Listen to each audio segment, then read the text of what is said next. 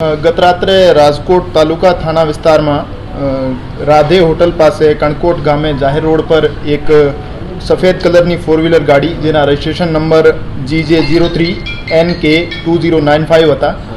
એમના ચાલકે બેદરકારી અને ગફલતભરી રૂપે ગાડી ચલાવી ફરિયાદી જગદીશભાઈ બીજલભાઈ બથવાર જેમની ઉંમર 42 સાલ છે, એમના ફરિયાદીના માતા વિજયાબેન બીજલભાઈ બથવાર જેમની ઉંમર 60 વર્ષ હતી, એમને ટક્કર મારી અને એમનો 1.5 થી 2 કિલોમીટર સુધી અડફેટે લઈ ઢસડેલ હોવાનું ફરિયાદીએ જણાવેલ છે.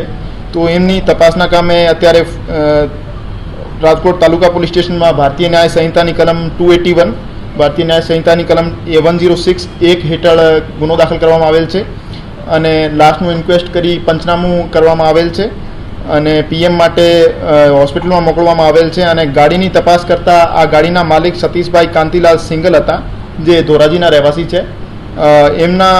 એમનો મોબાઈલ ફોનથી સંપર્ક કરતાં એમને જણાવેલ કે એમની ગાડી એમના બનેવી જયેશભાઈ કિશોરભાઈ ડવેરાને ચલાવવા માટે આપી હતી.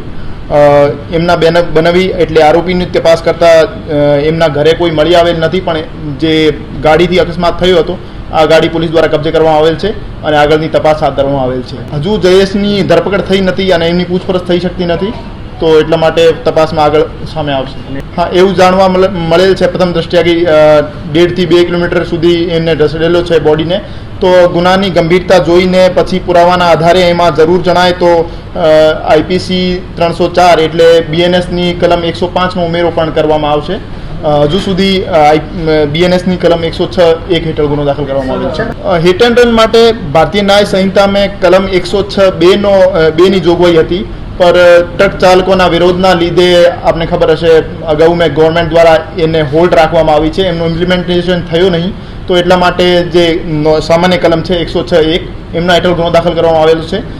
તેમ છતાં તપાસ દરમિયાન એવું જણાઈ આવે છે કે એમની ગંભીર બેદરકારી હતી અને જાણી જોઈને અથવા બેદરકારીપૂર્વક એમને આ કૃત્ય કરેલો હતો.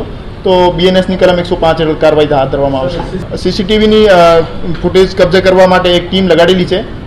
આમાં તપાસમાં દરમિયાન જેટલા પણ CCTV ફૂટેજ હાથ ધરવામાં આવશે એમને કબજે કરવામાં આવશે.